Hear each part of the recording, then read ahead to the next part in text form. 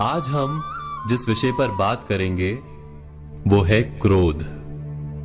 क्रोध वो भावना है जो हमारे सारे जीवन को घेर कर रहता है। क्रोध को ना उम्र की मर्यादा है, ना ही ज्ञान की। कब, कहां और किस कारण से क्रोध पैदा हो जाए वो कोई नहीं जानता। और जब क्रोध जन्म लेता है तो तुरंत ही विचार करने की शक्ति खो जाती है। बुद्धि पर अंधकार छा जाता है।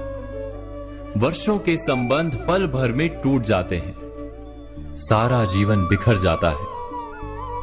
किसी भी कारागार में जाकर देखिए, अधिकतर अपराधी क्षण भर के क्रोध का दंड भोगते हुए दिखाई देंगे, पर फिर भी हम क्रोध पर अंकुश नहीं लगा पाते।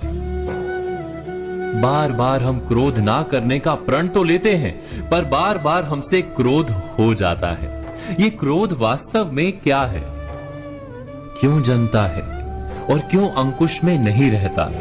उदाहरण के लिए आप एक बालक को देखिए। उसे किसी वस्तु की इच्छा होती है और उस समय अगर उसे वो नहीं मिलती या कोई उसे भयभीत करता है तो वो प्रतिक्रिया देता है। बालक की प्रतिक्रिया क्रोध है, क्योंकि बालक निर्बल है, निसहाय है। बालक अपनों से बड़ों को अपने वजूद का एहसास, अपने अस्तित्व की प्रतीति करवाने का प्रयास करता है क्रोध के माध्यम से। बड़े होने पर भी हम क्या ऐसा ही नहीं करते? क्या क्रोध हमारे भीतर बैठे बालक का प्रतिभाव नहीं? अर्थात क्या क्रोध वास्तव में केवल बालक जैसे व्यवहार का नाम नहीं? जब अहंकार को घाव होता है, जब भय लगता है, जब कोई वस्तु हमें प्राप्त नहीं होती, तब हमें क्रोध आता है, ठीक किसी बालक की भांति। हम जानते हैं कि आईने के सामने खड़े होकर मुंह बनाने का खेल बालकों को शोभा देता है, बड़ों को शोभा नहीं देता। फिर भी हम बालक की भांति क्रोध करना बंद नहीं करते। हम अनुभव से जानते हैं, दूसरों को देखकर बता सकते हैं कि क्रोध से कभी कुछ प्राप्त नहीं होता।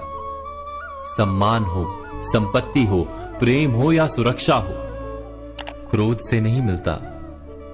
मिलता है तो प्रयासों से, कार्य करने से, बुद्धिपूर्वक विचार करने से। मनुष्य मात्र अपनी आदतों के अनुसार ही जीता रहता है।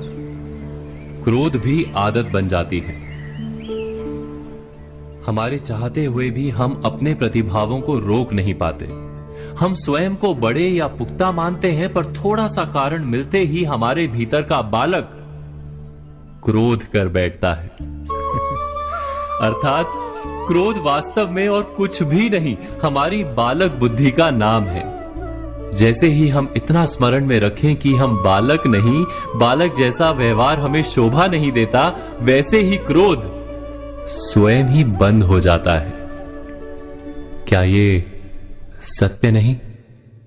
इस पर विचार मनन अवश्य कीजिएगा।